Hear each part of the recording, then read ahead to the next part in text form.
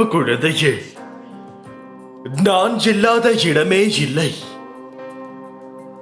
எப்படியாவது தோன்றுவேன் உனக்காக, என் அன்பு பிள்ளைக்காக. நீ வைத்துள்ள வேண்டுதல்கள் அனைத்தும் நிச்சயம் நிறைவேற்றி தருவேன். எதற்காக காத்திருந்தாயோ அது உனது வாயிற்கதவை விரைவில் தட்டப் போகிறது. பாபா எனக்கு எதையும் செய்யவில்லை என நீ கதறி அழுத நாட்கள் முடிவுக்கு வந்துவிட்டது. சாய் மீது பாரத்தை ஏற்றியாகிவிட்டது. அவர் பார்த்துக் கொள்வார். ஒருவேளை பார்க்காமல் போனாலும் நான் கவலைப்பட மாட்டேன். என்னை பற்றி கவலைப்பட வேண்டியது அவர், நான் அல்ல என்ற உண்மையை நீ உணர வேண்டும். இந்த விடியலோ உனக்கு சாத்தியமான ஒரு விடியல் உனக்கு இதில் காத்து கொண்டிருக்கிறது. 100 முறை நீ உடைந்து போனாலும் 1000 முறை உன்னை ஒருவெடுக்க செய்வேன். அதற்கான வலிமையையும் நம்பிக்கையும் உனக்கு நான் உன் சாய் தேவா தருவேன். உன் வாழ்க்கையில் பெரிய திருப்பம் வரப்போகிறது. உன்னால் தாங்க முடியாத வலியை உனக்கு நான் கொடுக்கவே மாட்டேன். உங்களை ஒவ்வொரு நிமிடமும் நான் கவனித்து காப்பாற்றிக் கொண்டு வருகிறேன். நீங்கள் எந்த வேலையாக சென்றாலும் உங்களுக்கு முன்பாகவே நான் அங்கு சென்று இருப்பேன். பணம், பொருள், பதவி, அதிகாரம் படைத்தவர்களாக இருப்பது மட்டுமே பாக்கியம் என்று நீங்கள் நினைத்துக் கொள்கிறீர்கள். ஆனால் உண்மை அது அல்ல. பாவங்கள் நீங்க பெற்றவர்களே உண்மையான அதிர்ஷ்டசாலிகள் என்று கூறப்படுகிறது. அதுதான் மகிழ்ச்சியான நிறைவான வாழ்க்கையை தரும்.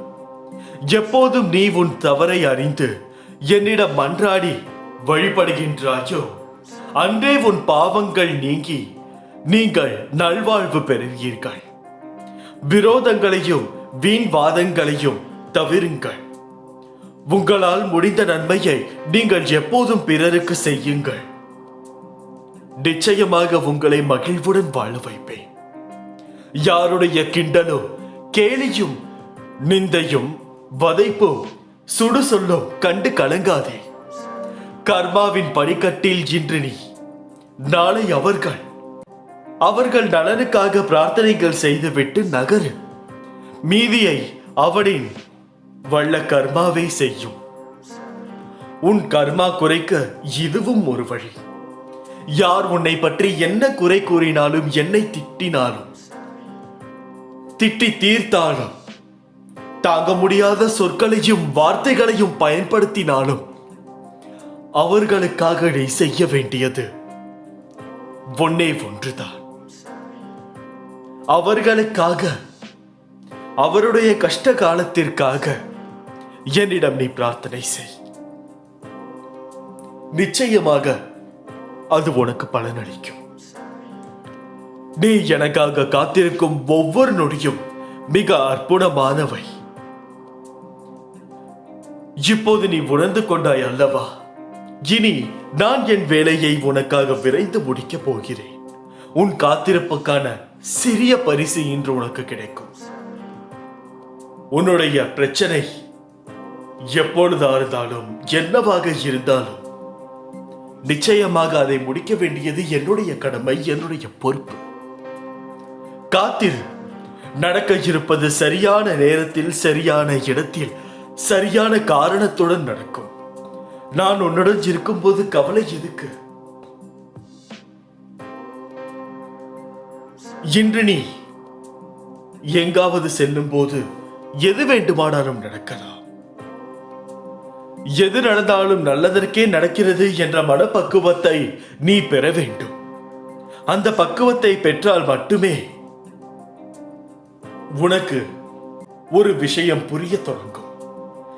எத்தனை பேர் கூடி உன் உயர்வை தடுக்க நினைத்தாலும் அவர்கள் கண்ணெதிரே உன்னை உயர்த்தி காட்டுகிறேன். கலங்காதே. என் அருளால் நீ உயர்ந்து கொண்டுதான் இருக்கிறாய் என்பதை மனதில் வைத்துக்கொள். எனது நாமம் உனது உள்ளத்திலும் எனது யோக சக்தியான புதி உன் நெற்றியிலும் இருக்கும் வரை எந்த கெடுதலும் உன்னை நெருங்கவே முடியாது. ஓரிடத்தில் நீ அவமானப்படுத்தப்பட்டால் அவ்விடத்தில் இருந்து நிரந்தரமாகவே விலகிவிடு. ஏனென்றால் நசுக்கப்படும் இடத்தில் நாம் இருக்க வேண்டிய அவசியம் இல்லை. அவர்களுக்காக ஒரு சிறிய பிரார்த்தனையை செய்துவிட்டு நீ நகர்ந்து விடுவது மிகவும் நல்லது. சில காலமாக நீ நீயாகவே இல்லை. மனதில் கவலைகள் உன்னை பாடாய் படுத்துகிறது. நீ என்னிடம் வைத்த கோரிக்கைகளை முடித்துக் கொடுப்பேன். வருத்தத்துடன் மட்டும் இருக்காதே. உனக்கு பெரிதாக தெரியும் பிரச்சனை மற்றவருக்கு சிறிதாகப்படும். உனக்கு சிறிதாகப்படும் பிரச்சனை மற்றவர்களுக்கு தலையாய பிரச்சனையாக இருக்கும். உன்னுள் இருக்கும் பலத்தை நீயே நம்பாவிட்டால் வேறு யார் நம்புவது? நம்பிக்கையோடும் மனதைரியத்தோடும் நீ நிதானமாக யோசித்து செயல்படு. உன் காரியம் நிச்சயமாக கைகூடும். எனக்கு நீ விருப்பத்துடன் படைக்கும் அனைத்தையும் சந்தோஷமாக ஏற்றுக்கொள்கிறேன். அதே போல் நீ என்னிடம் கேட்டதையும் கேட்காததையும் சந்தோஷமாக கொடுத்து என் பிள்ளையை மகிழ்ச்சியின் உச்சத்திற்கு அழைத்து செல்ல போகின்றேன். என் அனுகிரகத்தால் இந்த பிறவியில் என்னை ஆராதிக்கிறார். அப்படி என்னை வணங்கும் அவகாசம் உனக்கு கிடைத்ததே ஒரு யோகம். நீ இப்பிறவிக்கு சாட்சி. நான் உன் பூர்வ ஜென்மங்கள் அனைத்திற்கும் சாட்சி. உன் கவலைகள் அனைத்தும் விரைவாக ஒரு முடிவுக்கு வரப்போகிறது. நீ நினைத்தது அனைத்தும் நடக்கப் போகிறது. நீ பட்ட கஷ்டங்களுக்கு ஒரு முடிவு வரப்போகிறது. உன்னை நான் உயர்ந்த இடத்தில் அமர வைப்பேன். உன் அப்பா நான் உனக்கு துணையாக இருப்பேன். எல்லாம் நன்றாகவே நடக்கப் போகிறது என்பதில் எந்தவித சந்தேகமும் உனக்கு எந்த காலத்திலும் இருக்கவே கூடாது. சந்தேகப்படப்பட உனக்குள் இருக்கும் நம்பிக்கையை நீ இழந்து கொண்டே வருகிறாய் என்பதை நீ புரிந்து கொள்ள வேண்டும். ஒவ்வொரு செயலும் ஒவ்வொரு செயலுக்காக தான் நடக்கிறது. நீ கேட்டபடியே நான் செய்கிறேன். இன்னும் நீ கேட்காத செல்வத்தையும் புகழையும் நான் உனக்கு தருவேன். நீ நன்றாக இருப்பாய். நீ மகிழ்ச்சியாக இருப்பதை பார்ப்பதற்கே நான் என்றும் விரும்புகிறேன். எப்பொழுதுமே உன்னை கைவிட மாட்டேன். உன் எண்ணங்கள் அனைத்தும் நிச்சயம் நிறைவேறும். என் ஆசீர்வாதங்கள் என்றுமே உனக்கு துணையாக இருப்போம் என்பதில் உனக்கு சந்தேகம் தேவையில்லை. நானே உன் நிலையான துணை என்பதை நீ நம்பு. சிக்கல்களை எல்லாம் நீ கடந்து விட்டாய். உனக்கு நல்ல நேரம் நிச்சயமாக என் மூலமாக வந்துவிட்டது என்றுதான் நான் கூறுவேன். ஆகையால் பொறுமையும் சந்தோஷமும் உன் வாழ்க்கைக்கும் மிக முக்கியம். நீங்கள் எப்போதும் நினைவில் கொள்ள வேண்டிய செய்தி, நாம் உண்மையிலேயே எவ்வளவு பாக்கியவான்கள் என்று நம்மில் பெரும்பாலானோருக்கு புரியவில்லை. உங்களிடம் இல்லாதவற்றில் கவனம் செலுத்துவதை விட உங்களிடம் உள்ளதற்கு நன்றி செலுத்துங்கள். ஏனென்றால் பிறரிடம் இல்லாதது உங்களிடம் இருக்கிறது என்று நீங்கள் யோசிக்கும் பொழுது ஒரு சிறிய வருத்தம் ஏற்படும். அதையே மீண்டும் மீண்டும் யோசிக்கும் பொழுது ஒரு பேராசை பிறந்துவிடும். அந்த பேராசை தான் முதல் தவறை ஆரம்பிக்கிறது. அதை முழுவதும் முடித்து கட்டிவிட்டால் நிச்சயமாக அனைத்தும் சுகமாக மாறும். ஒவ்வொரு வாழ்க்கையும் மிகவும் ஆனந்தமாகவும் வெற்றியுடனும் செயல்பட தொடங்குங்கள். நாம் அனைவரும் புண்ணியசாலிகள். மனித பிறவி எடுப்பது என்பது சாதாரணமான விஷயம் கிடையாது.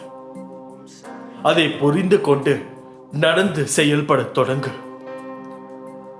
நிச்சயம் உன் கடன் பிரச்சனை அனைத்தும் முடியும் நேரத்தை நீ தொட்டுவிட்டாய். உன்னை ஒருபோதும் நிர்கதியாய் விடமாட்டேன்.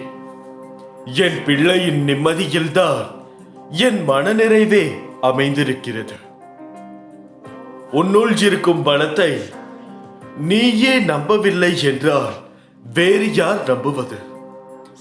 நம்பிக்கையோடும் மனதைரியத்தோடும் நீ நிதானமாக யோசித்து ஒவ்வொரு முடிவையும் எடு.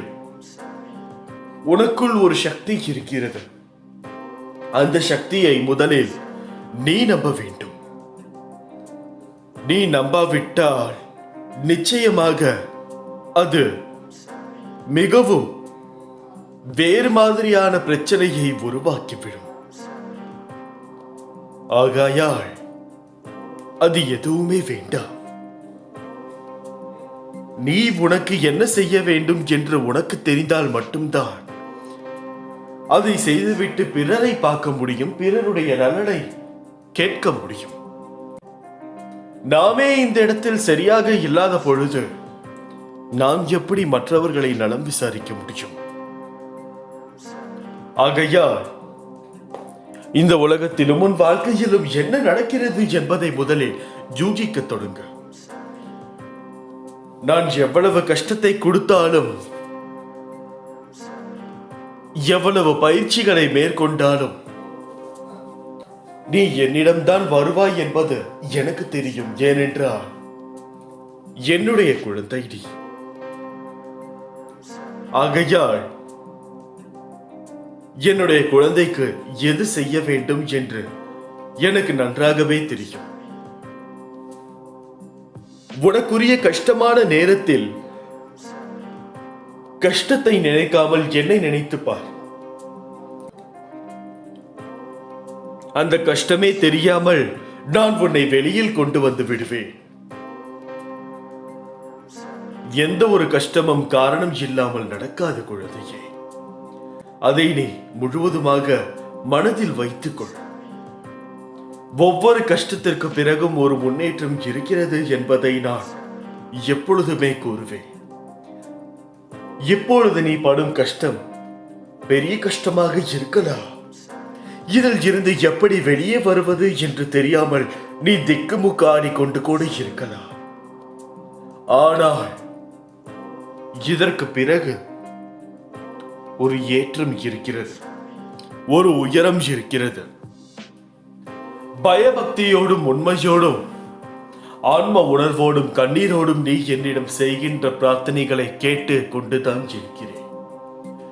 நான் அளிக்கும் பதில்களை உன்னால் புரிந்து கொள்ள முடியாமல் போய்விடுவதால் உன் மனம் போன போக்கில் சுதந்திரமாக நடந்து அவற்றை தட்டி கழித்து விடுகிறாய். பலனை நீ அடைய முடியவில்லை. உன் விருப்பப்படி செய்யவும் நடக்கவும் வாழவும் தான் உனக்கு சுதந்திரம் கொடுத்திருக்கிறேன்.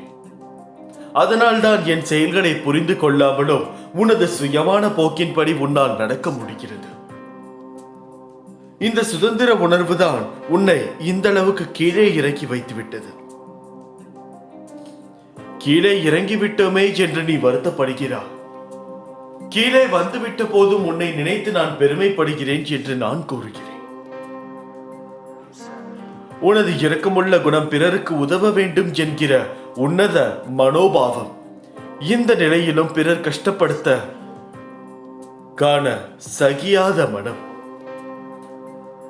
இருக்கும் இடத்திற்கு விசுவாசத்துடன் நடந்து கொள்ள வேண்டும் என்று நினைத்து அதன்படி நடந்து வந்தால் உன்னை கீழ் நிலைக்கு இறங்க நேர்ந்தது என்று நினைக்கிறார். கெட்டவர்களும் கெடுமதி உள்ளவர்களும் நன்றாக இருக்கும் போது நல்லவர்களாக நாங்கள் மட்டும் ஏன் கஷ்டப்பட வேண்டும் என்ற உன்னுடைய கேள்வி எனக்கு கேட்கிறது. அதாவது குழந்தையே, கெட்டவனாக இருப்பதற்கு எதையுமே செய்ய தேவையில்லை. உன்னுடைய உடம்பும் அதை தான் எதிர்பார்க்கிறது என்ற நோக்கம் வரும்பொழுது, உடம்பா உண்மையா என்ற போட்டியில் உடம்புதான் ஜெயிக்கிறது. நீ கெட்ட வழியில் போக வேண்டும் என்று நினைக்கவில்லை, ஆனால் உன்னுடைய உடல் அதற்கு ஒத்துழைக்க மாட்டேங்கிறது. தேவையில்லாமல் இவர்களிடம் எதற்கு பேசி புரிய வைக்க வேண்டும் என்ற ஒரு மனோபாவம் வந்துவிட்டால் நிச்சயமாக அது கெட்ட குணத்துக்கான ஒரு செயல் மட்டும்தான். நீ நல்லவனாக இருக்க வேண்டும்.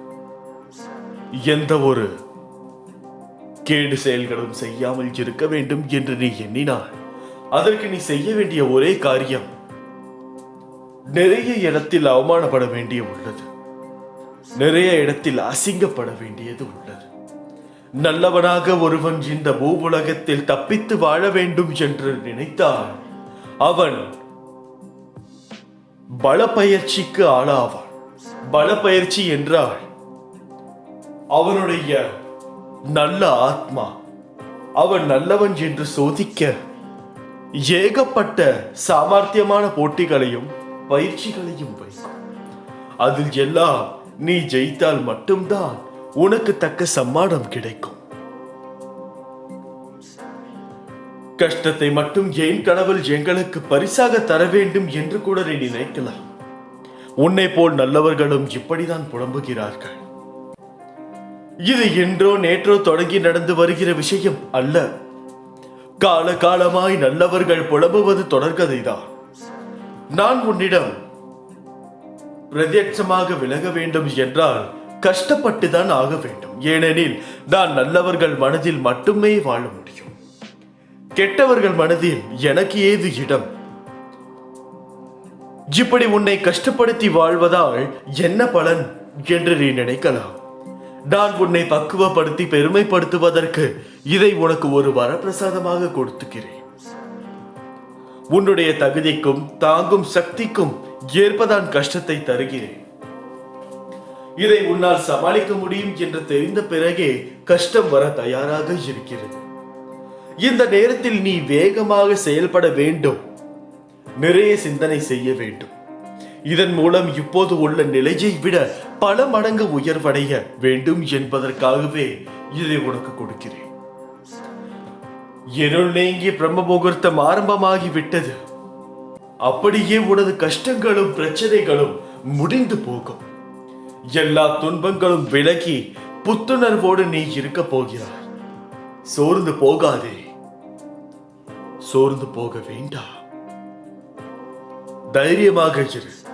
இதோ நான் உன்னோடு கூடவே இருக்கிறேன். கெட்டவர்களாக இருப்பதற்கு நாம் எதுவும் பெரிதாக செய்ய வேண்டியது இல்லை. எதுவும் செய்யாமல் இருந்தாலே போதும் என்று கூறியிருந்தேன். அது அந்த ஆத்மாவுக்கு அந்த நேரத்தில் தன்னுடைய உடம்பிற்காக அந்த ஒரு முடிவை எடுத்து செயல்படுகிறது என்றாலும் கூட தான் எதையுமே செய்ய தேவையில்லை. யார் என்ன நினைக்கிறார்கள் என்ற அவசியமும் அவர்களுக்கு தேவையில்லை. தான் உண்டு தான் வேலையுண்டு என்று இருப்பார்கள். அப்படி இருக்கும் பொழுது இப்பொழுது எதுவுமே தெரியாது. தனக்கென்று ஒரு காலம் தன்னுடைய நெற்றியில் குறித்து வைத்திருக்கப்படும். அந்த நேரம் வரும் பொழுது அத்தனை ஆட்டம் போட்ட மனிதர்கள் அனைவரும் எங்கு இருக்கிறார்கள் என்பதை தெரியாமல் போய்விடும். ஆகையால் நல்லவர்களாக இருக்க கொஞ்சமாவது முயற்சி செய்யுங்கள். போதும் என்ற மனம் வேண்டும், கொடுக்க வேண்டும் என்ற மனமும் வேண்டும். இந்த ரெண்டு மனமும் இருந்தால் மட்டுமே ஒருவன் நல்லவனாக இருக்க முதல் படிக்கட்டாக செயல்படுகிறது. இந்த இரண்டு மனம்தான் போதும். அதை வைத்துவிட்டு நாம் என்ன செய்ய போகிறோம், நமக்கு அது எந்த விதத்திலும் பயன்படாது என்று அதை கொடுக்கக்கூடிய ஒரு மனோபாவம் வேண்டும். இந்த உலகத்தில் மனிதர்களுக்கு எதை விட எது கொடுத்தாலும் போதும் என்று கூற மாட்டார்கள். வயிறு நிறைந்து விட்டால் போதும் என்று கூறுவார்களே தவிர மற்ற எந்த ஒரு விஷயத்திற்கும் போதும் என்று கூற மாட்டார்கள். ஆனால் அந்த மனோபக்குவம் தான் தேவை. போதும், எல்லா விஷயத்திலும் போதும். அப்பொழுதுதான் நானும் தீர்மானிப்பேன், உனக்கு கஷ்டம் கொடுத்தது போதும். ஆகையால் இதுவும் ஒரு வாழ்க்கையில் ஒரு விதமான தத்துவம் தான். வாழ்க்கையில் உள்ள ஏக்கங்கள், சில விஷயங்கள் உன் கண்முன்னே நடக்கும் போது நமக்கும் இதை போன்ற விஷயம் எந்த நேரத்தில் நடக்குமோ நடக்காதோ என ஏங்கி அன்புக்காக பரிதவித்து நிற்கும் உன் மனதின் நோட்டத்தை பார்க்கிற பொழுது என்னுள் என் குழந்தையை இப்படி பரிதவிக்க விட்டேனே என்று மனம் வருந்துகிறேன்.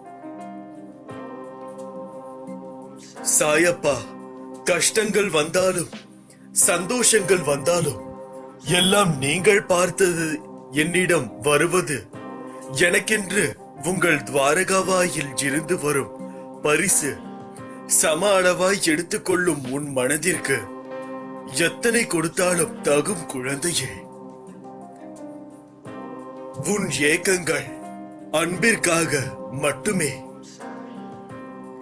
சுயமரியாதை அளிக்கும் உனக்கென்ற ஒரு வழி, அதில் எல்லாரும் சமத்துவமாய் வர வேண்டும் என்ற நினைப்பு, எல்லாருக்கும் நல்லதை நினைக்கும் உன் நெஞ்சம் என உன்னை காணும் போது என் மனம் என் பிள்ளையான உனக்கு கண்டு உன்னை கண்டு சந்தோஷம் அடைகிறது.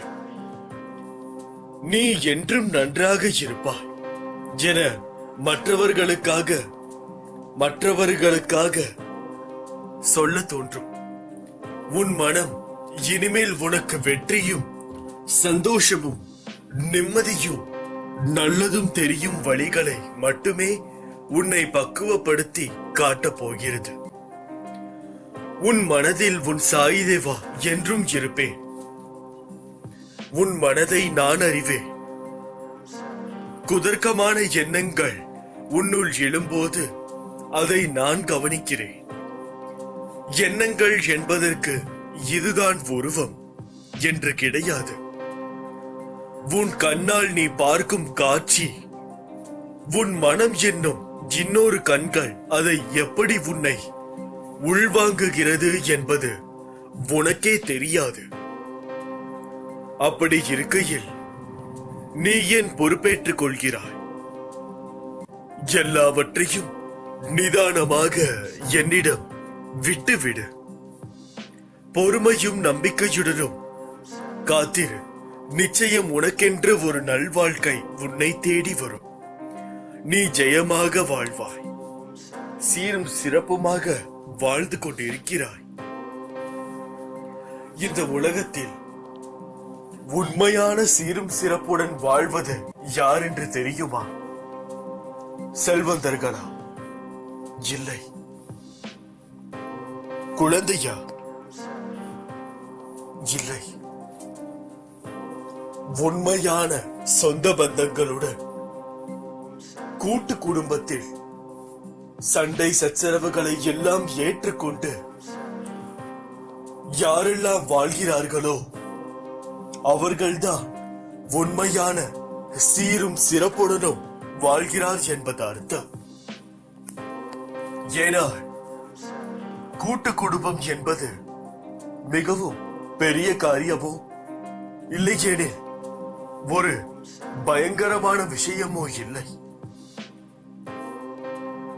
கூட்டு குடும்பமாக இருந்துவிட்டால் இந்த உலகத்தில் எவ்வித பிரச்சனைகளையும் நீங்கள் ஏற்கலாம். அதற்குண்டான ஒரு மனோதிடமும் மனதைரியமும் உங்களிடம் நிச்சயமாக தோன்றும். ஏனென்றால் கூட்டு குடும்பம் உங்களுக்கு அவ்வளவு நல்ல பாடத்தை கற்றுக் கொடுக்கும். தேவையில்லாத சண்டைகள் தவிர்த்து விடுவீர்கள். அர்த்தமுள்ள பேச்சை அனைவரிடம் தெளிவாக பேசுவீர்கள். யார் உங்களை பற்றி என்ன நினைக்கிறார்கள் என்பதை முழுமையாக உங்களால் புரிந்து கொண்டு அதற்கு ஏற்றவாறு அவர்களை புண்படுத்தவாதாவது நீங்கள் அவர்களிடம் பேச முடியும். இவை மூன்றும் தான் வீட்டிற்கு வெளியில் உள்ள மனிதர்கள் எதிர்பார்க்கும் ஒரு 3 விஷயங்கள். இந்த 3 விஷயங்களை நீங்கள் வெளி உலகத்தில் கடைபிடித்து விட்டால் உங்களுக்கு என்றுமே தோல்வியே கிடையாது. ஏனென்றால் கூட்டு குடும்பத்தில் புறம் பேசுபவர்கள் இருப்பார்கள், தேவையில்லாமல் விதண்டாவாதம் எழுப்பவர்களும் இருப்பார்கள். புறம் பேசுபவர்களை தள்ளி வைத்து விட்டாமல் அவர்கள் என்ன பேசினால் என்ன என்று நாம் அன்பை மட்டும் காட்டுவோம். ஏனென்றால் அவர்களும் நம் சொந்தம் தானே என்று எடுத்துக்கொள்ளும் அந்த மனப்பக்குவம் உங்களுக்கு குடும்பத்திலேயே கிடைத்து விடுகிறது. அப்படி இருக்கையில் வெளியில் உள்ளவர்கள் பேசினார்கள் மட்டும் நீங்கள் கண்டு கொள்ளவா போகிறீர்கள்? தேவையில்லாமல் விதண்டாவாதம் இழுப்பவர்கள் அவர்கள் என்ன சொல்கிறார்களோ அதை கேட்டுவிட்டு செல்வது மிகவும் நல்லது. கூட்டு குடும்பத்திலும் அப்படிதான். அப்படி இருந்தால்தான் மேலும் சண்டை வராமல் போகும். அதையே நீங்கள் வெளியுலகத்திலும் பயன்படுத்தி விட்டால் சண்டைகள் இல்லாமல் இருக்கும். உங்களுடைய பாதையில் நீங்கள் கவனம் செலுத்த வேண்டும் என்றால் ஒவ்வொரு சின்ன விஷயத்தையும் நீங்கள் கண்டு கொள்ளாமல் விட்டுவிட வேண்டும். ஒவ்வொரு வார்த்தைக்கும் அர்த்தம் என்ன, அதில் குரில் எது நெடில் எது என்று ஆராய்ந்து உட்கார்ந்திருந்தால் நீங்கள் செய்ய போகும் வேலையை நீங்கள் இழந்து விடுவீர்கள்.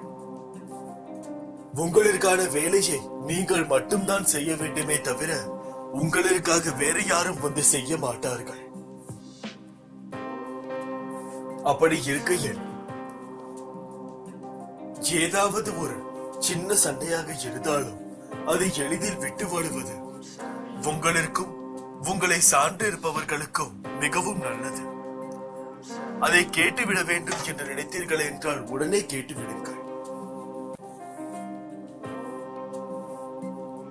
இப்படி செய்தால் நிச்சயமாக நீங்கள் அனைவரும் நிம்மதியாகவும் அமைதியாகவும் சந்தோஷமான வாழ்க்கையை சீரும் சிறப்புமாய் வாழலாம். இதில்தான் உண்மையான சந்தோஷமே அடங்கி இருக்கிறது. ஒருவன் பண்ணை வீட்டில் உட்கார்ந்து கொண்டு கோடி கோடியாய் பணம் வைத்து அவனால் இரவில் முழுமையாக உறங்க முடியும் என்று நினைக்கிறீர்களா? நிச்சயமாக இல்லை. அவனிடம் உள்ள பணம் எங்காவது எப்படியாவது வெளியே சென்றுவிடுமோ என்ற ஒரு பயம். இந்த நிலை நாளை தொடருமா என்ற ஒரு பயம். இந்த பயத்துடன் தான் அவன் இரவு உறங்குவான். உறக்கம்தான் ஒரு மனிதனுக்கு மிகவும் முக்கியமான ஒரு செயல். அதையே ஒழுங்காக செய்ய முடியாதவன் உண்மையான செல்வந்தரா? இல்லை. குடிசை வீட்டில் வயிறு நிறைய சாப்பிட்டு விட்டு அன்பு நிறைந்த வார்த்தைகளால் பேசி மகிழ்ந்த அந்த ஒரு நொடியில் உறங்குவது எந்த ஒரு கவலையும் இல்லாமல் உறங்குபவன் தான் உண்மையான செல்வந்தன் ஆவான். நாம் அனைவரும் செல்வத்தை சம்பாதிப்பதற்கு பதிலாக மனிதர்களை சம்பாதிக்க வேண்டும் என்பதில் சந்தேகம் வேண்டாம். இங்கு இருக்கும் ஒவ்வொரு மனிதர்களும் உனக்கு மிகவும் முக்கியமானவர்கள். அனைத்து மனிதர்களும் ஏதோ ஒரு விஷயத்தில் வல்லவர்கள். அதை உங்களிடம் அவர்கள் காண்பித்து, உங்களுக்கு தெரிந்ததை நீங்கள் அவரிடம் காண்பித்து, வாழ்க்கையில் ஒருவருக்கொருவர் வெற்றி பெற்றுக் கொண்டே இருக்கலாம். இவ்வளவுதான் இந்த வாழ்க்கையும் இந்த உலகமும். இதற்காக மட்டும்தான் இயங்குகிறதே தவிர வேறு எந்த ஒரு பெரிய விஷயமும் இதில் இல்லை. இதை புரிந்து நடந்து கொள்வாயாக. உன் அழுகுரல் எனக்கு கேட்காமல் இல்லை. பாவங்கள் செய்பவரும் தீங்கு இழைப்பதே குறிக்கோளாய் கொண்டவரும் சிறப்பாக வாழ்கிறார்கள் என்றும், ஒரு பாவமும் அறியாத எனக்கு 8 திசைகளில் ஏன் இந்த துன்பமும் துயரமும் சூழ்ந்துள்ளது என்று கேட்கிறாய். உன் கேள்வி நியாயமானதுதான். இதுதான் வாழ்வின் நியதி. மனிதனாய் அவதாரம் எடுத்த கடவுள் ராமபிரான் படாத துன்பங்களை விடவா நீ பட்டுவிட்டாய்? பொய்யே பேசாத ஹரிச்சந்திரனின் நிலைமை யோசித்து பார். நல்லவர்களுக்கு மட்டும் வரும் சத்திய சோதனை. ஆனால் ஒன்றை மட்டும் புரிந்து கொள், இவர்கள் மட்டும்தான் என்னுடைய அனுகிரகம் பெற்றவர்கள். நல்லவனுக்கு சோதனை வந்தாலும் கடைசியில் வீழ்ந்துவது கிடையாது. உலகம் போற்ற வாழ்வான். தீயவன் சிறப்பாக வாழ்ந்தாலும் கடைசியில் அவனது நிலைமையை பொறுத்திருந்து பார். அன்று வாயடைத்து நிற்பாய். எல்லாம் நான் பார்த்து கொண்டுதான் இருக்கிறேன். நீ என்னை மட்டும் பார். நான் இருக்க உனக்கு எதற்கு பயம்? நீ இழந்தது அனைத்தும் உன்னிடம் வந்தடையும் நேரம் வந்துவிட்டது. இந்த கடந்து போன கடினமான நாட்களிலும் என்னை மறவாமல் எனக்கு அன்புடன் அமுது படைத்து உன்னை நினைத்து என் கண்களில் கண்ணீர் அருவியாக பெறுகிறது. சாய் இருக்க எனக்கு என்ன துன்பம் வந்துவிடும் என இருந்த உன்னுடைய வாழ்வு மற்றவர்களுக்கு உதாரணமாக போகிறது. நீ விதைத்த நற்செயல்கள் என்ற விதைகள் விருட்சமாக வளர வேண்டிய நேரமோ வந்துவிட்டது. அது கனி கொடுக்கும் காலம் மிக அருகில். அதை என்னுடன் சேர்ந்து ருசிக்க நீ தயாராக இரு. உன் குடும்பம் என்றும் சீரும் சிறப்புமுடன் இந்த சாயின் ஆசீர்வாதத்தால் வாழும். நிச்சயமாக வாழும். நீ துக்கப்படுவதால் எதுவும் உடனடியாக மாறப்போவது இல்லை. வாழ்க்கையில் இன்பமாக தோன்றும் எதுவும் இன்பம் அல்ல. துயரம் என்று நீ வருந்துவது நிலையான துன்பம் அல்ல. நீ கால் வைக்கும் ஒவ்வொரு தீய நிகழ்வுக்கும் இருந்தும் உன்னை நான் காத்து வருகிறேன். எங்கே இப்பொழுதும் நான் கஷ்டப்பட்டு கொண்டுதானே இருக்கிறேன் என்கிறாய். உன் வாழ்வில் நடந்த சில விஷயங்களை நீ நினைவுபடுத்தினால் உனக்கு நிச்சயம் புரியும் எங்கெல்லாம் நான் உன்னை காத்தேன் என்று. ஆனால் இப்போது நீ அனுபவிப்பது உன் கர்மவினை. அதையும் சீர்படுத்தவே நான் இருக்கிறேன். உன் இரக்க குணம் இந்த நிலையிலும் பிறர் கஷ்டப்படுவதை காண சகியாத மனம், நீதி, நேர்மையை பின்பற்றி செயல்பட வேண்டும் என்று நினைத்து அதன்படி நடந்து வந்தால்தான் நான் கஷ்டப்படுகிறேன் என்று நினைக்கிறார். கெட்டவர்கள் எல்லாம் நன்றாக இருக்கும் போது நல்லதே நினைத்து நல்லவர்களாகவே வாழ வேண்டும் என்று நினைக்கும் நான் மட்டும் ஏன் இவ்வளவு கஷ்டப்பட வேண்டும் என்று நினைக்கிறார். உன்னை போன்ற நல்லவர்கள் பலரும் இப்படிதான் புலம்புகிறார்கள். இது இன்றோ நேற்றோ அல்ல. கால காலமாய் நல்லவர்கள் புலம்புவது தொடர்கதைதான். நற்குணம் கொண்ட நீ எஞ்சியுள்ள உன் கர்ம வினைகளையும் தீர்த்துவிட்டு முற்றிலும் சந்தோஷத்தையும் முக்தியையும் பெறுவதற்காகவே கஷ்டத்தை அனுபவிக்கிறார். ஆனால் கெட்டவர்கள் தற்போது நன்றாக இருப்பதாக தெரியும். அவர்களுடைய கர்ம காலம் மிகவும் மோசமானதாகவும் கோரமாகவும் அமையும். நீயே உன் வாழ்வில் அப்படிப்பட்டவர்கள் படும் துயரங்களை பார்த்திருப்பாய். அதனால் முதலில் இந்த கஷ்டத்தை என்னால் சமாளிக்க முடியும் என்று நினை. சோர்வு எதற்கு? இது உன்னை பலப்படுத்தி சிந்தனையை வளர்க்கும், செயலை வேகப்படுத்தும், மந்த புத்தியை போக்கும். நீ திறம்பட செயல்படுவாய். உன்னுடைய துன்பங்கள் எல்லாம் முடிவு. நீ உன் வாழ்வில் நல்ல பெயருடன் நிம்மதியான மகிழ்ச்சியான வாழ்க்கையை பெறுவதற்குண்டான காலமும் நேரமும் தாமதிக்காமல் வந்துவிட்டது என்றுதான் கூற வேண்டும். நம்பிக்கை, பொறுமை என 2 நாணயங்களை நீ சேகரித்து வைக்க வேண்டும் என அடிக்கடி நான் சொல்கிறேன். நீ அவசரப்படுகிறாய். என் மீது மட்டுமல்ல, வாழ்வின் மீதும் நம்பிக்கை வேண்டும். எதிர்காலத்தின் மீதும் நம்பிக்கை வேண்டும். எல்லாமே உனக்கு எதிராக போனது போல தோன்றினாலும் அதை பற்றி கவலைப்படாதே. இது உலக இயல்பு. எதற்கும் ஒரு முடிவு உண்டு. நல்லவர்கள் என்றுமே தோற்பதில்லை. நல்லவர்கள் என்றுமே தோற்பதில்லை. நம்பியவர் கைவிடப்படுவதில்லை என சொல்லப்பட்டவை வெறும் வார்த்தை ஜாலங்களுக்காக இல்லை. அனுபவத்தால் வந்த வார்த்தைகள் அவை. அவற்றின் மீது நீ நம்பிக்கை வைக்க வேண்டும். இன்று முதல் நீடித்த பொறுமையை கைக்கொள். கஷ்டத்தை சகிக்க பழகு. எதையும் எதிர்த்து நில். விதி உன் வாழ்வில் தன் விளையாட்டை உச்ச நிலைக்கு கொண்டு வந்திருக்கிறது. அது முடிவுக்கு வர இன்னும் சில காலம் நீ காத்திருக்க வேண்டும்.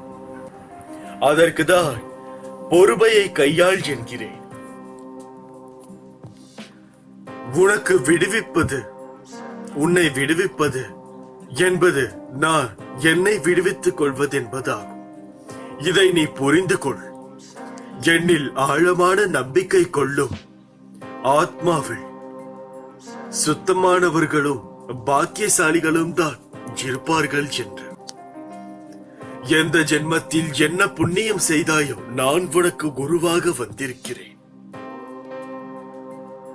நீ செய்த பாவங்களை போக்கவோ உனது பாரத்தை முழுவதுமாக சுமப்பதற்காகவோ நீ படும் வேதனையில் இருந்து உன்னை விடுவிக்கவும், எதை எதை இழந்தாயோ அதை மீண்டும் பெறுவதற்காகவோ, உன்னை முழுவதுமாக புரிந்து கொள்ளாமல் தவறாக நினைத்து உன்னை விட்டு நெடுந்தூரம் சென்றவர்களுக்காகவும் நான் உனது குருவாகவும் நீ எனது பக்தனாகவும் இருக்கிறாய். உனது கர்ம பலன்களை விலக்கி உனது துயரங்களை போக்கி தக்க சமயத்தில் அனைத்தும் உன்னை தேடி வர செய்து அனைவரும் வியக்கும் வண்ணம் வாழ்க்கையில் உன்னை உயர்த்த போகிறேன். கவலைப்படாமல் இரு. அப்பா, நான் இருக்கிறேன். எதற்காகவும் கலங்காதே. மகிழ்ச்சியாக இரு. கால நேரம் எல்லாமே உன்னை தேடி வந்து கொண்டு இருக்கிறது என்பதையும் மனதில் தீர்க்கமாக வைத்துக்கொள். அது உன்னை நிச்சயமாக காப்பாற்றும். எல்லா சுமைகளையும் என்னிடம் வைத்துவிட்டு நீ உனது வேலைகளை கொஞ்சம் கூட தவறாமல் செய். தன்னுடைய கடமைகளை யோசிக்காமல் செய்பவனுக்கு வெற்றி நிச்சயம். அதுதான் சத்தியமும் கூட. என்ன செய்ய வேண்டும் என்பதை ஒரு முறைக்கு பல முறை யோசி. அந்த வழிகளில் ஏதாவது ஒரு தடங்கள் இருக்கிறதா என்பதை உணர்ந்து கொள். அதனால் வரக்கூடிய பிரச்சனைகளை எப்படி சமாளிக்க வேண்டும் என்பதை கற்றுக்கொள். இந்த வாழ்க்கை என்பது ஒரு பாடமேடை. இதில் கற்கும் பாடம் விலைமதிப்பில்லாதது. இப்படிக்கு பொன் சாயப்பா. ஐயா.